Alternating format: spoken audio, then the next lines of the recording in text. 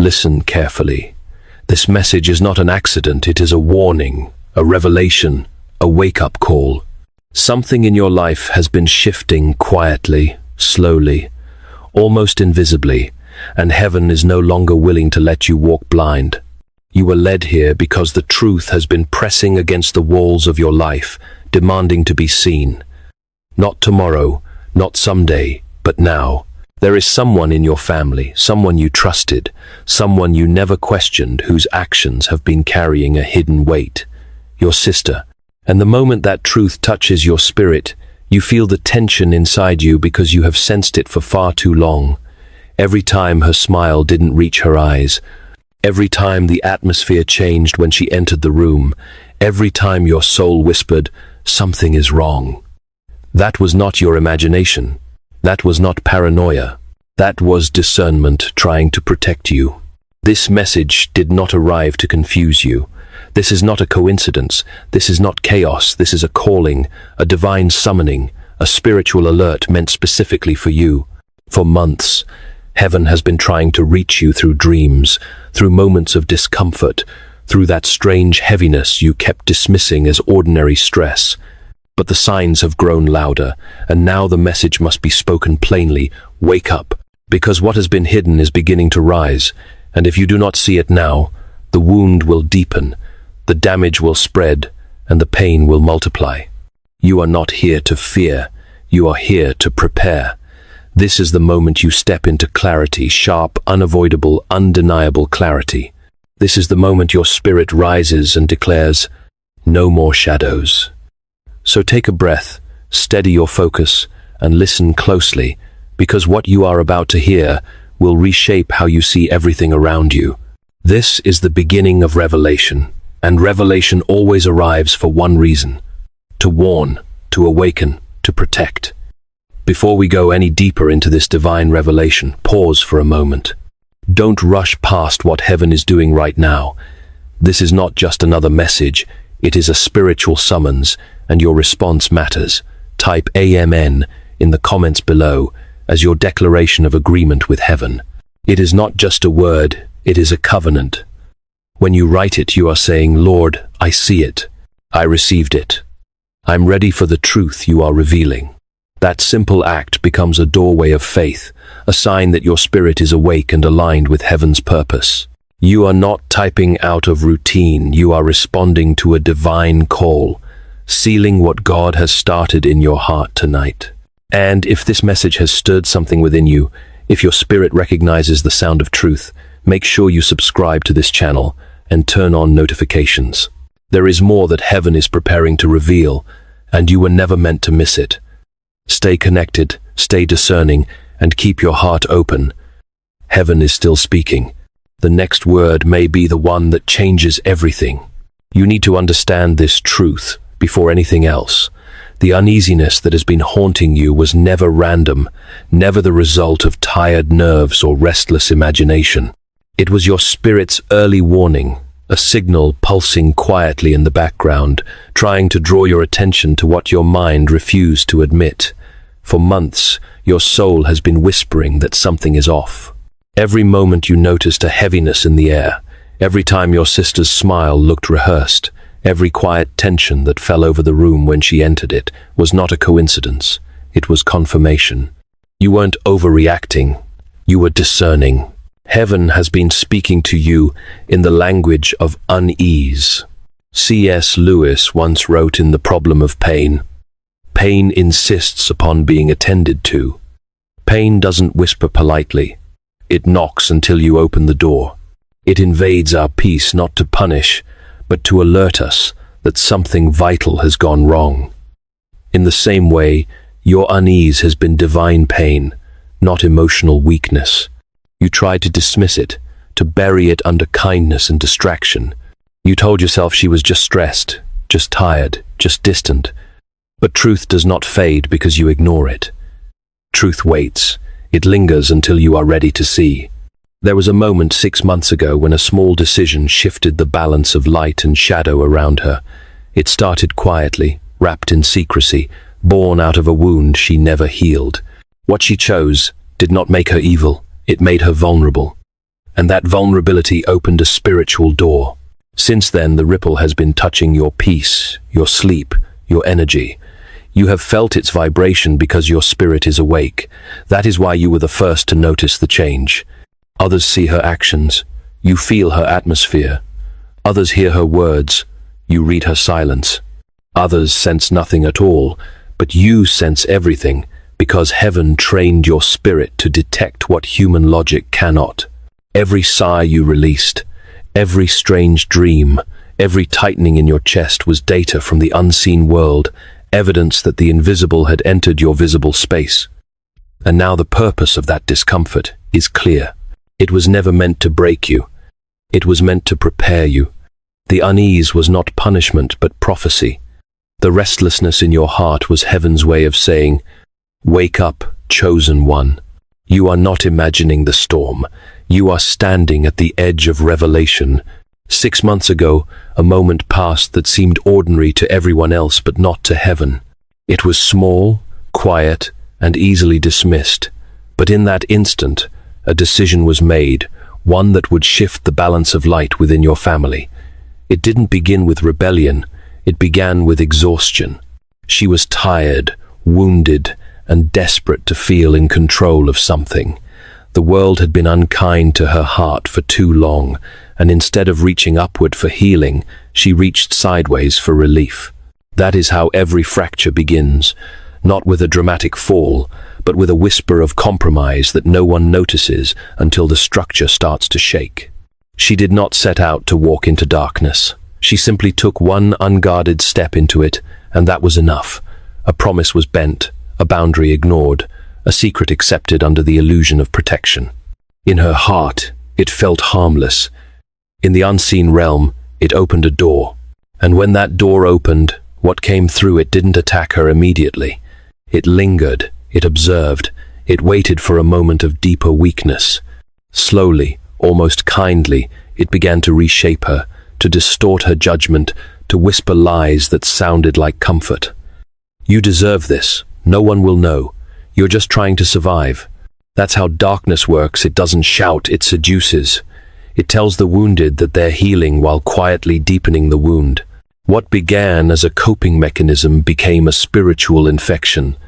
The longer she hid it, the stronger it grew. And because you are connected by blood, spirit, and shared space, its residue began to reach you. You started feeling drained for no reason. Conversations turned tense without explanation. The peace in your home felt thinner, fragile, like glass ready to crack. Those were not coincidences. Those were consequences. But before you let anger rise, understand this. She is not evil. She is lost. She built her silence out of fear, not hatred. Fear of judgment, fear of exposure, fear of disappointing the very people who love her most. The choice she made was born out of pain, and pain distorts truth. What she needed was light, but she settled for secrecy, and now heaven is intervening, not to punish her, but to rescue both of you. This revelation is not an accusation, it is an invitation to see clearly what confusion has blurred, an invitation to break the pattern before it deepens.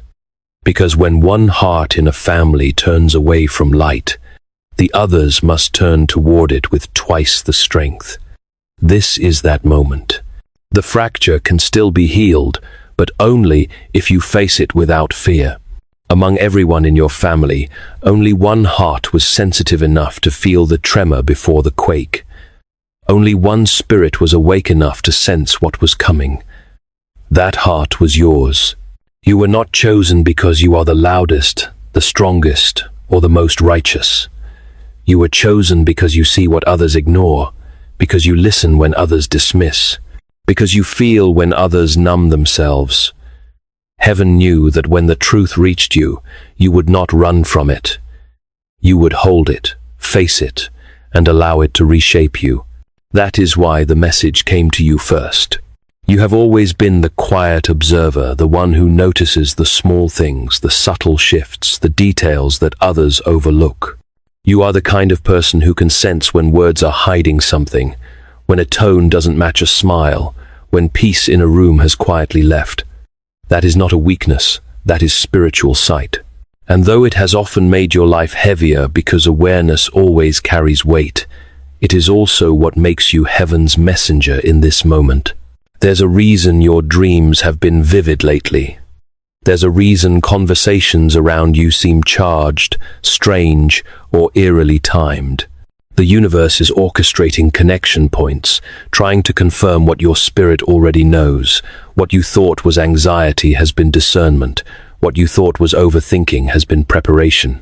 Every sleepless night, every deep sigh, every moment you looked up and said, "Something feels off," was heaven whispering, "You're right. You're the one who can handle this." Don't mistake this selection for favoritism, it's responsibility. When heaven gives revelation, it also gives an assignment. You were never meant to gossip about the truth. You were meant to guard it, interpret it, and act with wisdom. Others in your family may not understand your sensitivity. They may call it paranoia or drama, but heaven calls it training. You were trained through heartbreak, through misunderstanding, through seasons when your kindness was mistaken for weakness. Every lesson, every loss, every quiet tear refined you into someone who could hear truth without collapsing under it. You are chosen because you are steady enough to carry revelation without letting it turn into resentment. The strongest spirit always receives the hardest truth, and that truth has now landed in your hands. This is not punishment, it is preparation. Heaven is trusting you to become the bridge, the one who will bring understanding instead of chaos, peace instead of accusation, restoration instead of ruin. So do not shrink from this. Do not question why it had to be you. It had to be you because you can see both light and shadow without losing yourself to either. That is discernment. That is maturity.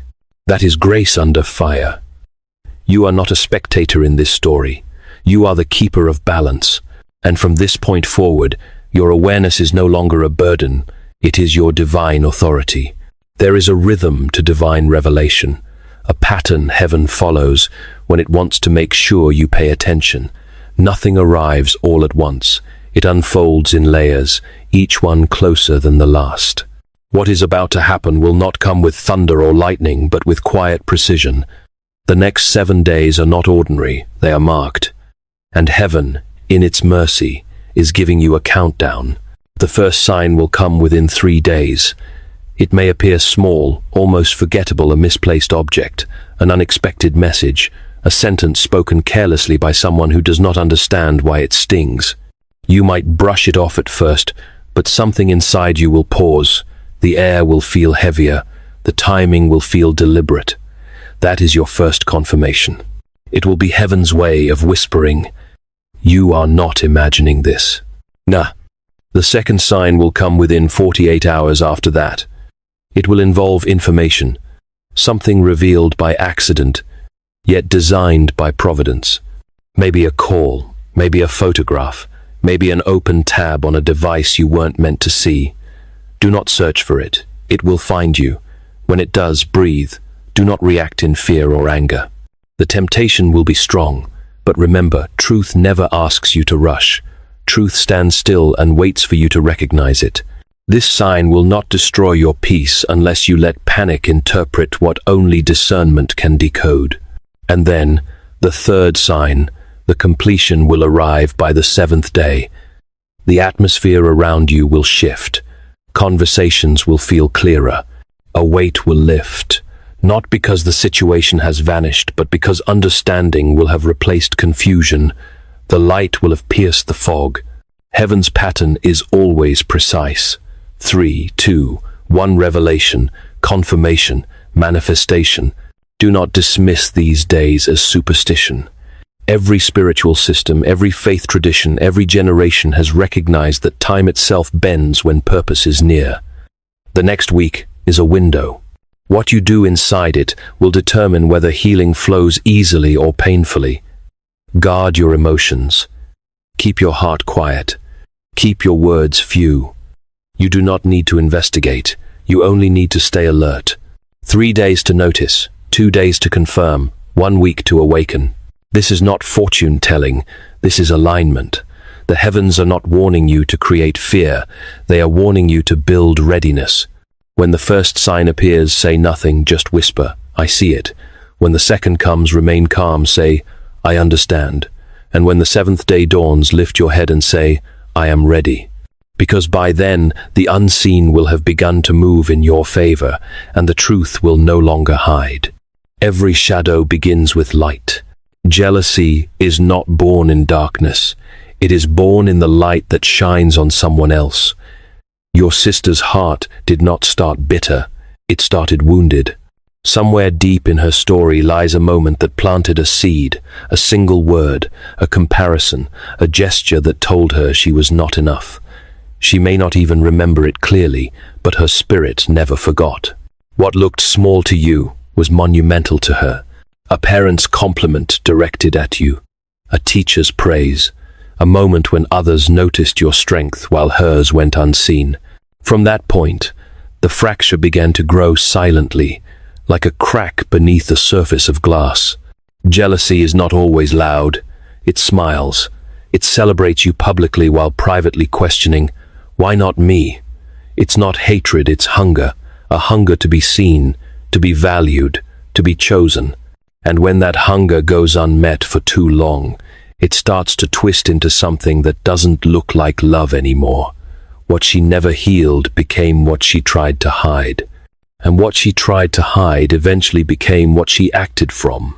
You felt it for years, haven't you? The subtle tension during your victories, the distant tone when good news reached her ears, the way she used kindness as a veil for comparison. It was never obvious enough to confront, but always present enough to drain you. Every time she smiled too long, every time she congratulated you with words that lacked warmth, you sensed it. You just couldn't name it then. But heaven saw it forming, and now heaven is naming it for you, not to shame her, but to free both of you. Because jealousy doesn't just wound the one who feels it. It poisons the atmosphere around them. It turns trust into uncertainty, warmth into hesitation, and laughter into performance. You began walking on emotional eggshells without realizing why. You adjusted yourself smaller, quieter, softer, just to keep the peace. But peace built on denial is not peace, it's pretense. You cannot heal a wound you refuse to look at. Understand this. She does not hate you. She admires you more than she can admit. But admiration mixed with insecurity becomes resentment. She's been living inside that contradiction for years, torn between love and envy, loyalty and fear. And heaven, in its mercy, is tearing down the illusion now, so truth can rebuild what comparison destroyed. So do not despise her for her shadow. Recognize it for what it is, a reflection of pain that was never named, never healed. The darkness you're confronting is not her identity, it's her injury. And by seeing it clearly, you have already started the healing process for both of you. Because what light exposes, love can redeem.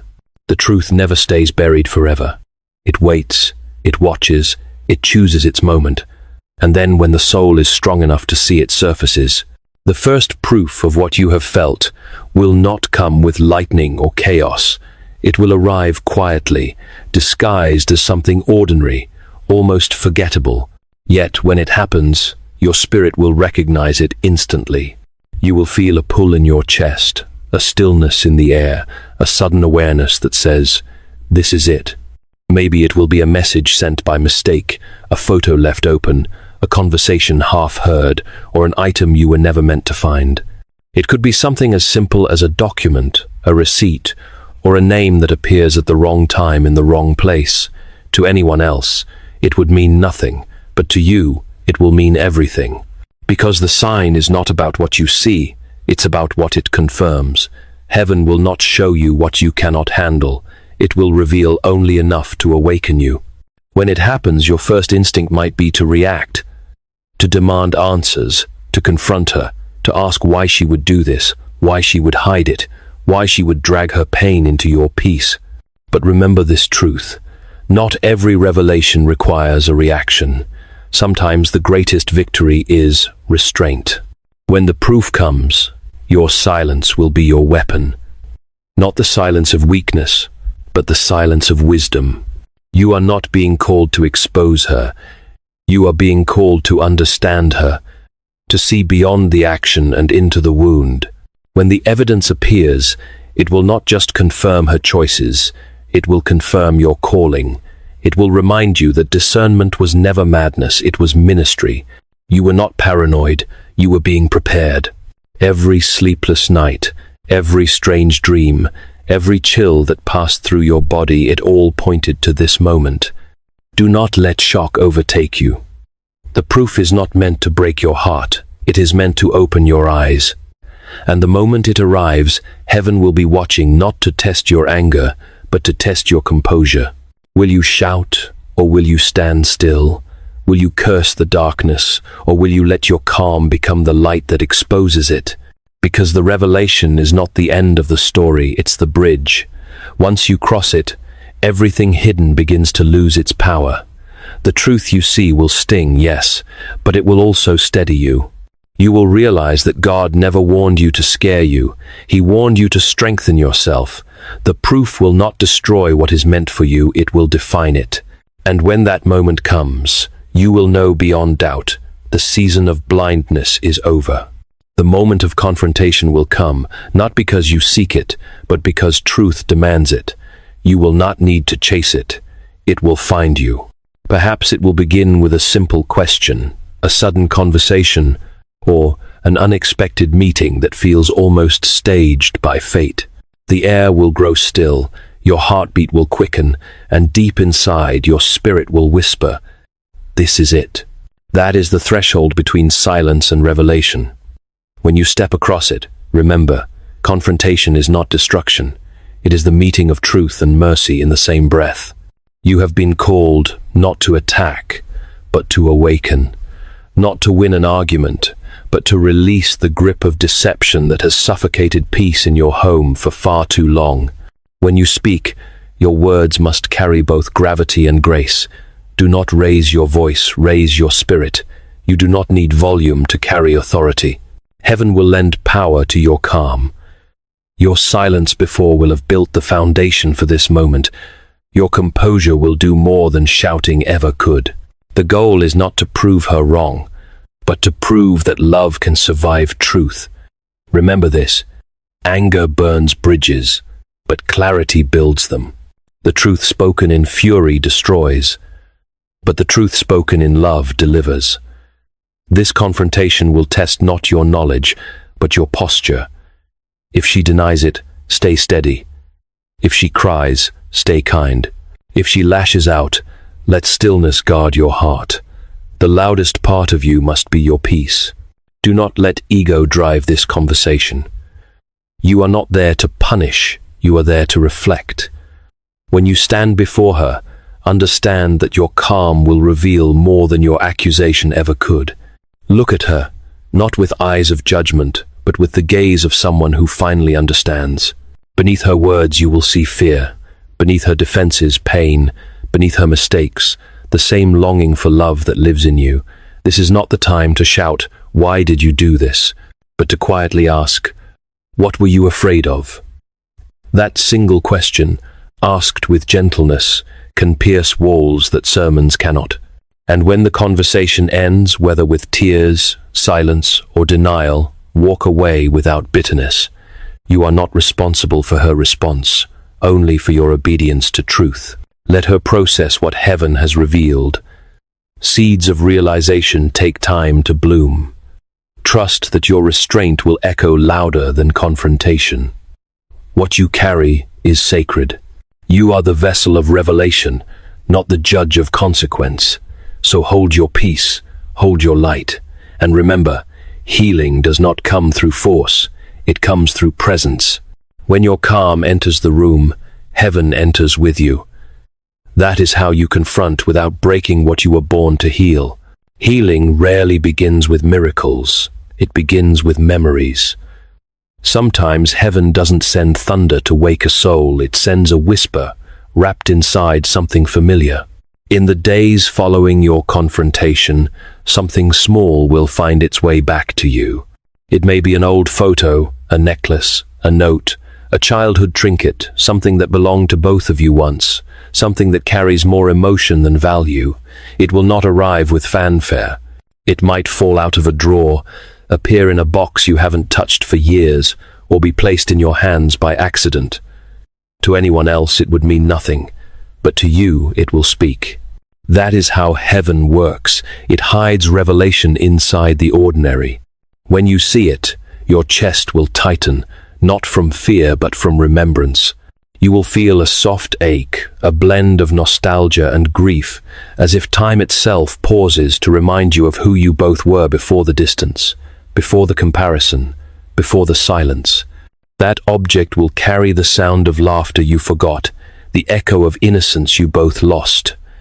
It will remind you that before pain divided you, love defined you. That is what makes this moment sacred. Heaven will not only reveal truth, it will also return the symbol of reconciliation. What she hid was not thrown away, it was kept.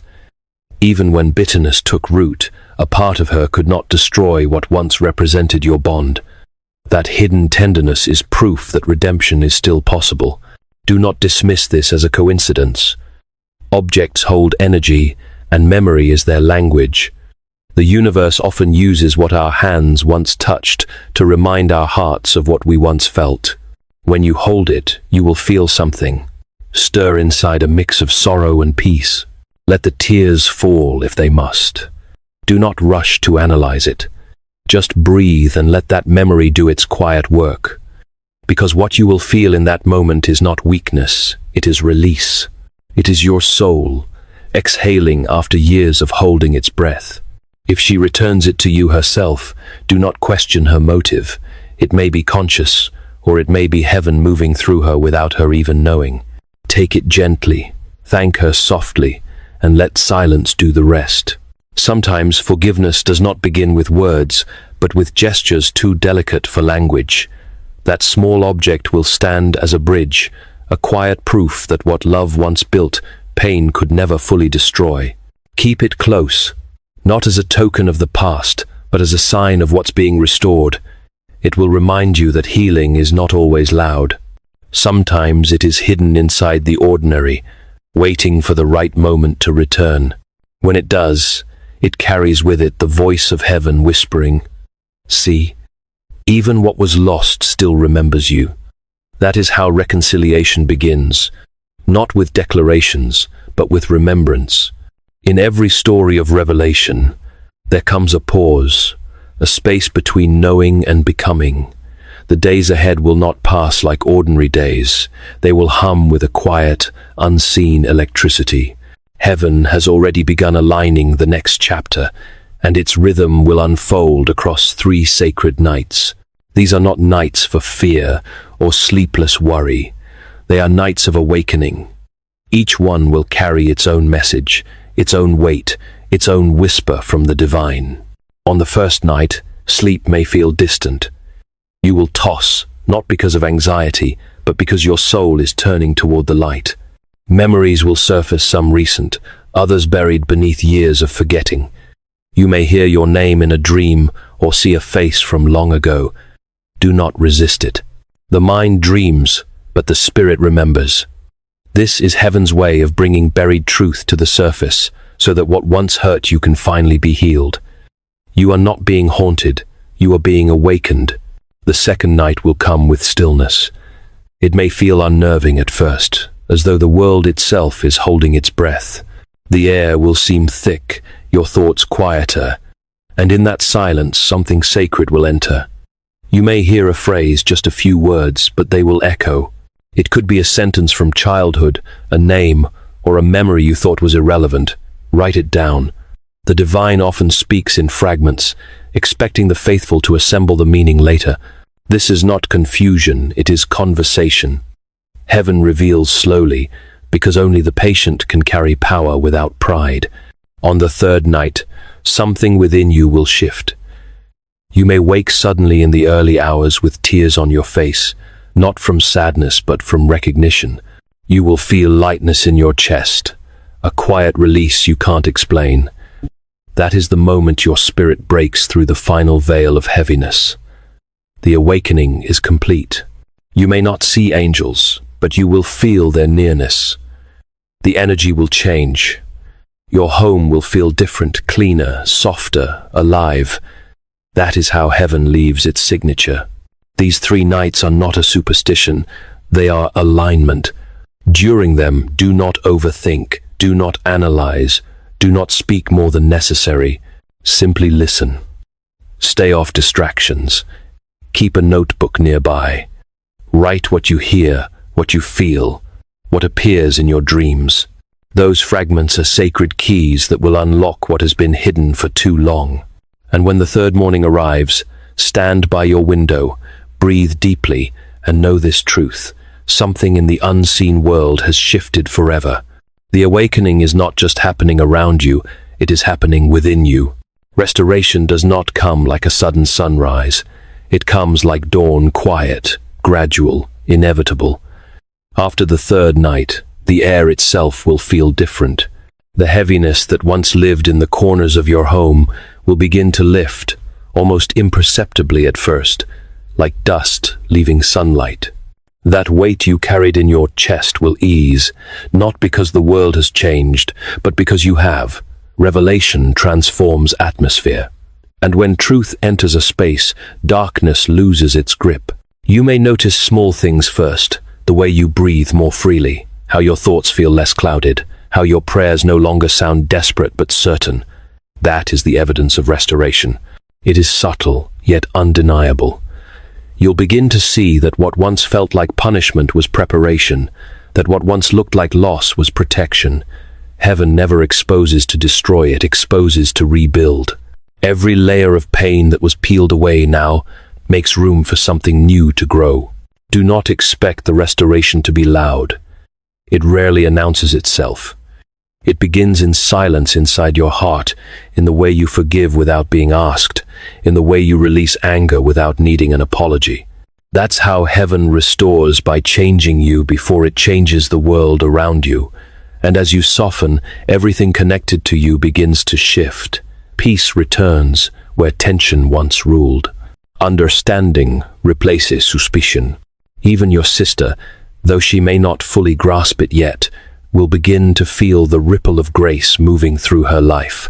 This is the divine order of healing. First revelation, then confrontation, then release, and finally renewal. You have walked through each phase with faith, even when trembling. Now heaven honors that obedience. The doors that were once shut will begin to open, not because you forced them, but because you aligned yourself with truth. Opportunities long delayed will resurface. Relationships once strained will breathe again. Finances, energy, creativity, all will begin to flow back to you, because what was blocking them, the deception, the heaviness, the resentment, has been removed. Restoration is not a gift you earn. It is the natural consequence of returning to light. You have done your part. You listened when others ignored. You stayed when it was easier to run. You faced what others would have buried. And because of that, heaven now declares, the delay is over. What was withheld is being released. What was broken is being rebuilt. What was dimmed is being reignited. This is not the end of your story, it is the renewal of your beginning. The light has returned, and this time, it will not fade. There comes a point in every divine story when revelation gives way to realization. That point is now. You have walked through exposure, confrontation, and healing. You have endured the breaking so you could bring the rebuilding. You were never chosen to witness pain. You were chosen to end its pattern. You were placed within your family line not to repeat what was broken, but to restore what was lost. This is your sacred assignment, to break the cycle.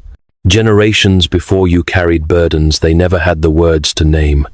They endured silence, shame, resentment, secrets, believing survival was strength. But survival without healing only delays the wound. You, however, were born for a different reason.